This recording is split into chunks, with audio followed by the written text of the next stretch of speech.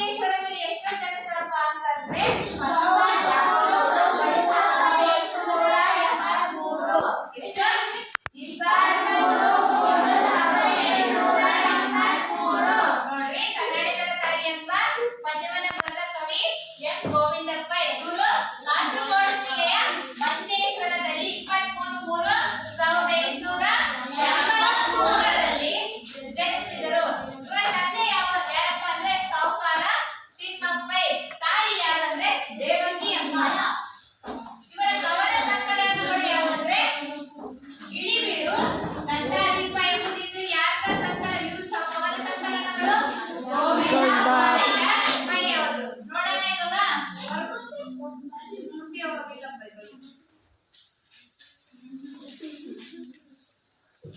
ನೋಡ್ರಿ ಇವಾಗ ರಾಷ್ಟ್ರಕವಿ ಗೋವಿಂದ ಪೈ ಯಾವ ರೀತಿ ನಮ್ಮ ಕನ್ನಡಿಗರ ತಾಯಿ ಪದ್ಯದಲ್ಲಿ ವರ್ಣಿಸಿದ್ದಾರೆ ನಮ್ಮ ಕನ್ನಡ ನಾಡು ಅನ್ನೋದನ್ನ ನೋಡ್ತಾ ಹೋಗೋಣ. ಬುಕ್ಸ್ ನೋಡ್ರಿ ಬೇಗ ಫಸ್ಟ್ನೇ ಪ್ಯಾರ ನೋಡ್ರಿ.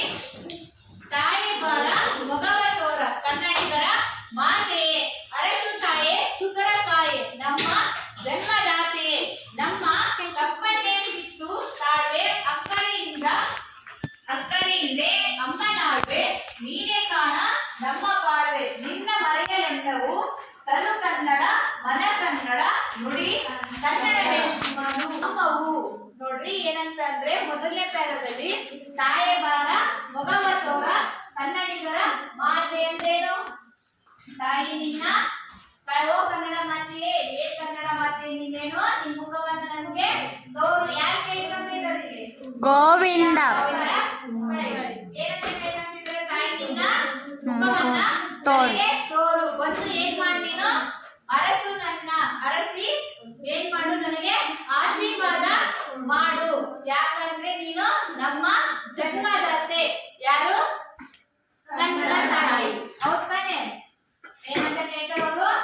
ತಾಯಿ ನೀನು ನಿನ್ನ ಮುಖವನ್ನ ತೋರು ಮತ್ತೆ ನನಗೆ ಆಶೀರ್ವಾದ ಕೊಡು. ನೀನು ನನ್ನ ಜನ್ಮದಾತೆ. ನಮ್ಮ ತಪ್ಪನ್ನಿತ್ತು ಅಂದ್ರೇನು? ನಮ್ಮ ತಪ್ಪನ್ನೇನೋ ನೀನೇನ್ ಮಾಡ್ತೀಯ? ಕ್ಷಮಿಸ್ತೀಯ. ಏನೋ ನನ್ನ ಪ್ರೀತಿಯಿಂದ ನೋಡ್ಕೊಳ್ತೀಯ. ಅಕ್ಕರೆಯಿಂದ ಅಂದ್ರೇನು? ನನ್ನ ಪ್ರೀತಿಯಿಂದ ನೋಡ್ಕೊಂತೀಯ. ನೀನೇ ಕಾರಣ ನಮ್ಮ ಬಾಳ್ವೆ ಅಂದ್ರೆ ನೀನಿಲ್ಲದೇನಿಲ್ಲ, ಜೀವನನೇ ಇಲ್ಲ. ನೀನೇ ನಮ್ಮ ಜೀವನ. ನಿನ್ನ ಮರೆಯಲೆಂದವು ಅಂದ್ರೇನು? ನಿನ್ನ ನಾನು ಎಂದಿಗೂ ಮರೆಯೋದಿಲ್ಲ ಅಮ್ಮ ಅಂದ್ರೆ ಯಾರು? ಕನ್ನಡ ತಾಯಿಯನ್ನ. ಯಾರು ಹೇಳ್ತಿದ್ದಾರೆ ನಿಮಗೆ? ಪೈ ಅವರು. ತನು ಕನ್ನಡ ಮನ ಕನ್ನಡ ನುಡಿ ಕನ್ನಡ ಅಂತಂದ್ರೇನು? ತನು ಕನ್ನಡ ಅಂದ್ರೆ ನಮ್ಮ ಇಡೀ ದೇಹದಲ್ಲಿ ಪ್ರತಿಯೊಂದನ್ನು ಮಿಡಿಯುವ ಹೃದಯ ಯಾವ್ದು ಮಿಡಿತಿರ್ತದೆ? ಕನ್ನಡಕ್ಕೋಸ್ಕರ ಮಿಡಿತಾ ಇದೆ ಅಂತ ಯಾರು ಹೇಳ್ತಾರಪ್ಪ ಅಂದ್ರೆ ಈ ಮೊದಲನೇ ಸ್ಟ್ಯಾನ್ಸಲ್ಲಿ ಗೋವಿಂದ ಪೈ ಅವ್ರು ಹೇಳ್ತಾರೆ. ಮೊದಲನೇದು ಏನ್ ಹೇಳ್ತಾರೆ ಅಂದ್ರೆ ತಾಯಿ ನೀನು ಬಂದು ನನಗೆ ಮುಖವನ್ನ ತೋರಿಸು. ಏನ್ ಮಾಡು ನೀನು? ಅರಸು. ನನ್ನನ್ನ ಅರಸಿ ಏನ್ ಮಾಡು? ಕ್ಷಮಿಸು. ಆಮೇಲೆ ನೀನ್ ಯಾರು? ನಮ್ಮ ಜನ್ಮ ದಾತೆ. ನಮ್ಮ ತಪ್ಪದ ಏನ್ ಮಾಡ್ತೀಯ ನೀನು? ಕ್ಷಮಿಸ್ತೀಯ. ನನ್ನ ಪ್ರೀತಿಯಿಂದ ನೋಡ್ಕೋತೀಯ. ನಿನ್ನ ನಾನು ಏನ್ ಮಾಡಲ್ಲ ಯಾವತ್ತಿಗೂ ಮರೆಯೋದಿಲ್ಲ. ನೀನೇ ನನ್ನ ಕನ್ನಡ ತಾಯಿ ಅಂತ ಮೊದಲನೇ ಸ್ಟ್ಯಾನ್ಸಲ್ಲಿ ಹೇಳ್ತಾರೆ. ಎರಡನೇ ನೋಡ್ರಿ. ಅಣ್ಣ ನೀವ ಕಾಯ ನೀವ ಪರಿಯ ಬರಗಳು ಪತ್ರಮೀವ ಪುಷ್ಪಮೀವ ಗದೆಯ ತರತರಂಗಗಳು. ಏನ್ ಹೇಳ್ತಾರೆ ನೋಡ್ರಿ ಇವರು. ಇವಾಗ ಫಸ್ಟ್ ತಾಯಿ ಬಗ್ಗೆ ಹೇಳಿದ್ರು. ಕನ್ನಡಿಗರ ತಾಯಿನಲ್ಲಿ ಫಸ್ಟ್ನೇ ಪ್ಯಾರದಲ್ಲಿ ಏನ್ ಹೇಳಿದ್ರು? ಕನ್ನಡ ತಾಯಿ ಬಗ್ಗೆ ವರ್ಣಿಸಿದ್ರು. ಅದೇ ಎರಡನೇ ಪ್ಯಾರದಲ್ಲಿ ಏನ್ ಮಾಡ್ತಾರಪ್ಪ ಅಂದ್ರೆ ಇವರು ಪ್ರಕೃತಿಯ ಸೌಂದರ್ಯವನ್ನ ವರ್ಣಿಸ್ತಾರೆ ಕನ್ನಡ ನಾಡಿನ.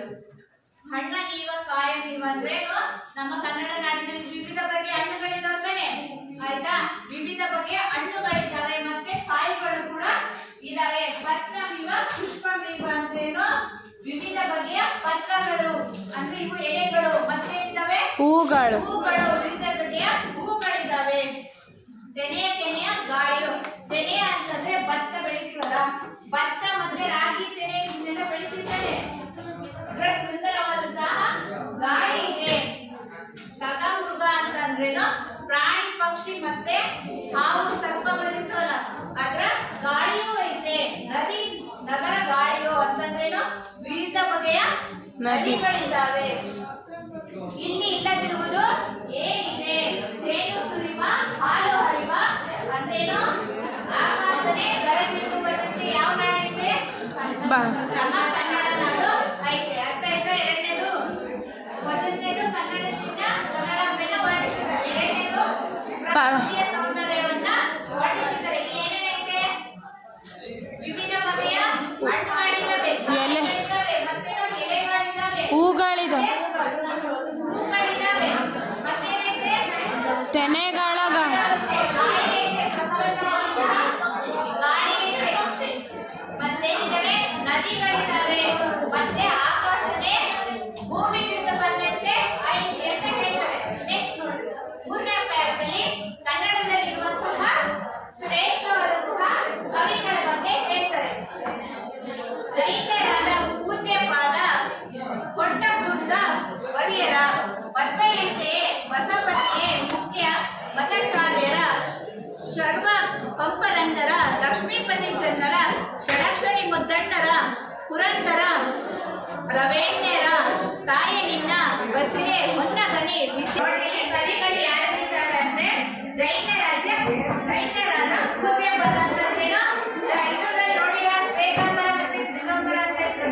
ಜೈನರಲ್ಲಿ ಗೊತ್ತಾ? ಜೈನರಲ್ಲಿ ಎರಡು ಪಂಗಡಗಳು ನೋಡ್ರಿ. ಜೈನ ಧರ್ಮ ಅನ್ನೋದು ಒಂದು ಧರ್ಮ. ಅದರಲ್ಲಿ ಎರಡು ಪಂಗಡಗಳಿವೆ. ಯಾವ್ಯಾವು? ಶ್ವೇತಾಂಬರ ಮತ್ತೆ ದಿಗಂಬರ. ಅದರಲ್ಲಿ ಇವ್ರು ಹೇಳ್ತಾರೆ ಅಂತ ಜೈನರ ಪೂಜ್ಯ ಪಾದದಲ್ಲಿ ಪ್ರಸಿದ್ಧವಾದ ಯಾರು? ಕೊಂಡ ಗುರ್ದ ಅನ್ನೋರು ಒಬ್ರು ಇರ್ತಾರೆ. ಅವರು ಕೂಡ ಇಲ್ಲಿ ಕನ್ನಡ ನಾಡಿನಲ್ಲಿ ಜನಿಸಿದ್ರು. ಮಧ್ವಯಂತಿಯ ಬಸವಣ್ಣ ಅಂದ್ರೇನು? ವೀರಶೈವ ಧರ್ಮದ ಸ್ಥಾಪಕ ಯಾರು? ಬಸವಣ್ಣ. ನೋಡಿ, ಮಧ್ವಯಂತ ಮತದ ಧರ್ಮದ ಸ್ಥಾಪಕರು ಯಾರು? ಬಸವಣ್ಣನವರು. ಈ ರೀತಿ ಎರಡು ಧರ್ಮಗಳನ್ನ ಸ್ಥಾಪನೆ ಮಾಡಿದಂತಹ ಮಹಾನ್ ವ್ಯಕ್ತಿಗಳು ನಮ್ಮ ನಾಡಿನಲ್ಲಿದ್ದಾರೆ. ಶರ್ವಪಂಪ ರನ್ನರ ಅಂದ್ರೆ ಆದಿಗುಣವನ್ನು ಬಂದವರು ಯಾರು? ಪಂಪ. ಮತ್ತೆ ಸಾಹಸ ಭೀಮ ಅಂತ ಏನ್ ಬಂದವರು ಯಾರು?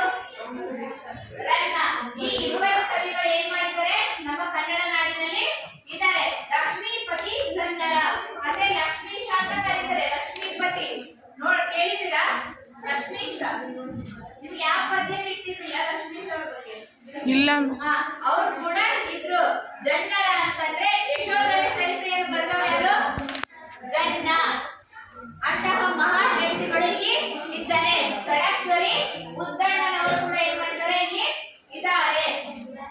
ಕರ್ನಾಟಕದ ಸಂಗೀತದ ಪಿತಾಮಹ ಅಂತ ಯಾರು ಕರಿತೀವಿ? ಪುರಂದರದಾಸರು ಕೂಡ ನಮ್ಮ ಕನ್ನಡ ನಾಡಿನಲ್ಲಿ ಇದ್ದರು. ತಾಯಿ ನಿನ್ನ ಬಸಿರೆ ಹೊನ್ನಗನಿ ವಿದ್ಯಾರಣ್ಯರು ಅಂತಂದೇನು?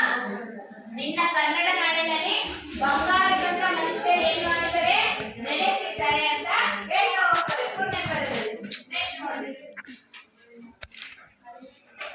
ನೆಕ್ಸ್ಟ್ ನಾಲ್ಕನೇ ಪೇರದಲ್ಲಿ ನಮ್ಮ ಕನ್ನಡ ನಾಡಿನ ವಾಸ್ತುಶಿಲ್ಪವನ್ನ ಏನ್ ಮಾಡಿದ್ದಾರೆ? ಹೊಗಳಿದ್ದಾರೆ.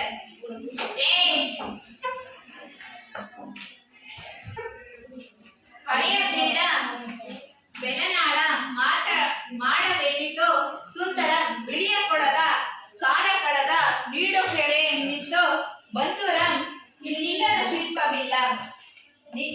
ನಿನ್ನ ಕಲ್ಲೇ ನುಡಿಯುವುದಲ್ಲ ಹಿಂಗೆದ್ದೇನೆ ಹಿಂದೆವಲ್ಲ ಸೊಲ್ಲ ನೆಮ್ಮ ನೆಮ್ಮ ಹೇ ನೆಮ್ಮ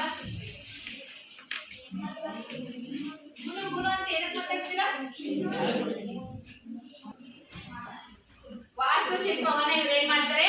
ಹೊಗಳ್ತಾರೆ. ನೆಮ್ಮ ಕೃಷಿಗೆ ದಕ್ಕಿಸು ಹೊಸತು ಕಿನ್ನರಿಯಲ್ಲಿ ನಿನ್ನ ಹಳೆಯ ಆಡಲಿಕ್ಕಿಸು. ಏನ್ ಮಾಡಿದ್ದಾರೆ ಇಲ್ಲಿ? ಬೇಲೂರು ಹಳೆಬೀಡು ಕೇಳಿದಿರಾ? ಅಲ್ಲಿ ವಾಸ್ತುಶಿಲ್ಪವನ್ನು ನೋಡಿದಿರಾ? ವಿಗ್ರಹಗಳೆಲ್ಲ ನಿಂತಿದಾರಲ್ಲ, ನೋಡಿಲ್ಲ? ಬೇಲೂರಿಗೆ ಹೋಗಿಲ್ಲ? ಅಲ್ಲಿ ಏನ್ ಮಾಡಿದ್ದಾರೆ? ವಿಗ್ರಹಗಳು ಅಥವಾ ಮದನಿಕೆಗಳು ಅಲ್ಲಿ ಇರ್ತವೆ. ಬೇಲೂರು ಮತ್ತೆ ಹಳೆಬೀಡಿನಲ್ಲಿ ಬಿಳಿಯ ಕೊಳದ ಅಂತಂದ್ರೆ ಅಮೃತ ಶಿಲೆಯಲ್ಲಿ ಏನ್ ಮಾಡಿದ್ರೆ? ಕೆತ್ತನೆಯನ್ನ ಮಾಡಿದ್ದಾರೆ. ಇಲ್ಲಿ ಇಲ್ಲದೆ ಏನಿಲ್ಲ? ಶಿಲ್ಪವೇ ಇಲ್ಲ ನಮ್ಮ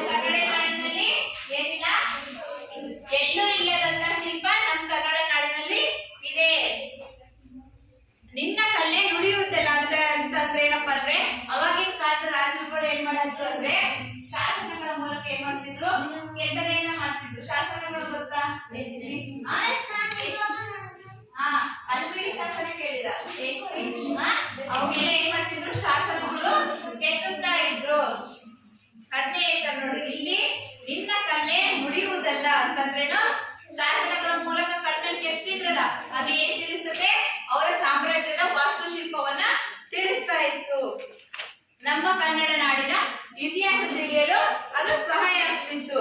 ಹೊಸತು ಕಿನ್ನರಿಯಲ್ಲಿ ಅಂದ್ರೆ ಏನು, ನಿನ್ನ ಹೊಸತರವಾದಂತಹ ಧ್ವನಿಯಲ್ಲಿ ನೀನೇನ್ ಮಾಡು, ನಿನ್ನ ಅಂದ್ರೆ ನಿನ್ನ ಇದು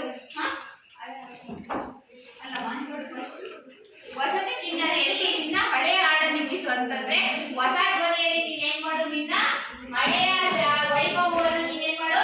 ಇವಾಗ ಯಾರು ಹೇಳ್ಬೇಕು ಅಂತ ಆಸಕ್ತಿ ಇರ್ತದಲ್ಲ ಅವ್ರಿಗೆ ನೀನು ಹೇಳು ನಮ್ಮ ಕನ್ನಡ ನಾಡಿನ ಬಗ್ಗೆ ಅಂತಂದ್ರೆ, ಯಾರಿಗೆ ಕನ್ನಡ ನಾಡಿನ ಬಗ್ಗೆ ತಿಳ್ಕೋಬೇಕು ಅಂತ ದಾಹ ಇರುತ್ತೆ ಅವ್ರಿಗೆ ಏನ್ ಮಾಡು, ನಿನ್ನ ಧ್ವನಿಯಲ್ಲಿ ಅವ್ರಿಗೆ ತಿಳಿಸು ಅಂತ ಹೇಳ್ತಾರೆ.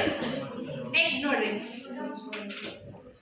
ಅಂದ್ರೆ ಇವಾಗ ಭಾಷೆಯ ಬಗ್ಗೆ ಹೇಳ್ತಾರೆ. ಕನ್ನಡ ನಾಡಿದ್ದು ತನ್ನ ಮರೆಯ ಕಂಪನರಿಯದೆ ಹೊರಗೆ ಹುಡುಕುವ ಮೃಗದ ಸೇಡು ನಮ್ಮ ಪಾಡು, ಪರರ ನುಡಿಗೆ ಮಿಡುಕುವ ಕನ್ನಡ ಕಸ್ತೂರಿಯನ್ನ ಹೊಸತು ಸಿರಿಯ ಕ್ರೀಡದನ್ನ ಸುರವಿಯಲ್ಲಿ ನಿನ್ನ ನೀನ ಅಂತಂದ್ರೆ, ಇವಾಗ ಕೆಲವೊಂದು ಜನ ಏನ್ ಮಾಡ್ತಿದ್ದಾರೆ, ನಮ್ಮ ಕನ್ನಡ ನಾಡನ್ನ ಮತ್ತು ಬೇರೆ ಭಾಷೆಗೆ ಏನ್ ಮಾಡ್ತಿದ್ದಾರೆ, ಹೊಂದ್ಕೋತಾ ಇದ್ದಾರೆ. ನಮ್ಮ ಕನ್ನಡ ನಾಡನ್ನ ಏನ್ ಮಾಡ್ತಿದ್ದಾರೆ, ಅವರು ಇಷ್ಟಪಡ್ತಿಲ್ಲ. ಬೇರೆ ಭಾಷೆಯನ್ನ ಏನ್ ಮಾಡ್ತಾರೆ, ಕಂಪನ ಬೇರೆ ಭಾಷೆಯಲ್ಲಿ ಏನ್ ಮಾಡ್ತಾರೆ, ಹುಡುಕಿ ಆ ಭಾಷೆನ ಕಲಿತಾ ಇದ್ದಾರೆ. ಅವ್ರಿಗೆ ಏನ್ ಮಾಡು, ಕನ್ನಡ ಕಸ್ತೂರಿಯನ್ನ ಅಂತಂದ್ರೆ ಸೊಗಸನ್ನ, ನಮ್ಮ ಕನ್ನಡ ನಾಡಿನ ಸೊಗಸನ್ನ ಅವ್ರಿಗೆ ಏನ್ ಮಾಡು, ತಿಳಿಸು. ಅದನ್ನ ಬಿಟ್ಟು ಬೇರೆ ಎಲ್ಲೋ ಹೋಗಿ ಹುಡುಕ್ತಾರೆ. ಅಂತಹ ನಮ್ಮ ಕನ್ನಡ ಭಾಷೆನೇ ಅಷ್ಟು ಸುಗಂಧವಾಗಿರ್ಬೇಕಂದ್ರೆ ಬೇರೆ ಭಾಷೆಯಲ್ಲಿ ಏನ್ ಮಾಡ್ತಾರೆ ಜನ, ಕೆಲವೊಬ್ರು ಹುಡುಕ್ತಾ ಹೋಗ್ತಾರೆ. ಅವ್ರಿಗೆ ಏನ್ ಮಾಡು, ನಮ್ಮ ಕನ್ನಡ ನಾಡಿನ ಸೊಗಸನ್ನು ತಿಳಿಸು ಅಂತ ಹೇಳ್ತಾರೆ. ನೆಕ್ಸ್ಟ್, ನಮ್ಮೆದೆಯ ತಾಯಿ ಬಲಿಸು, ಎಲ್ಲರ ಬಾಯಲ್ಲಿ ನೆಲೆಸು, ನಮ್ಮ ಮನಮನೊಂದೇ ಕಲಸು, ಇದನ್ನೊಂದನೆ ಕೋರ್ವೆ, ನಿನ್ನ ಮೂರ್ತಿ ಜಗತ್ಕೀರ್ತಿ ಎಂದಿಗೆ ಮಗೆ ತೋರುವೆ. ನೋಡ್ರಿ ಏನಪ್ಪಾ ಅಂದ್ರೆ, ನಮ್ಮ ಮನಸ್ಸು ಏನ್ ಮಾಡು, ಶಕ್ತಿಶಾಲಿಯನ್ನಾಗಿ ಮಾಡು.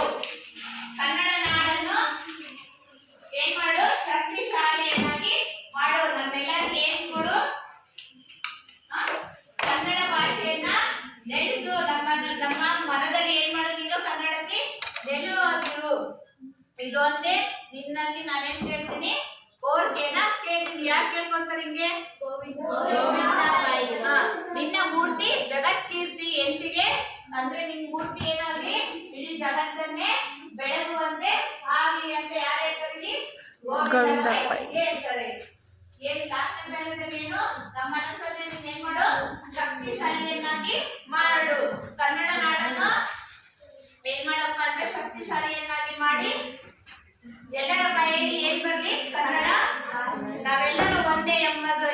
ಇವಾಗ ಒಬ್ಬೊಬ್ರು ನಾವು ಬೇರೆ ಬೇರೆ ಅಂತ ಹೊರಟಾಡ್ತಿರ್ತಾರೆ, ಗೊತ್ತಲ್ಲ ನಿಮಗೆ. ಆ ರೀತಿಯಾಗಿ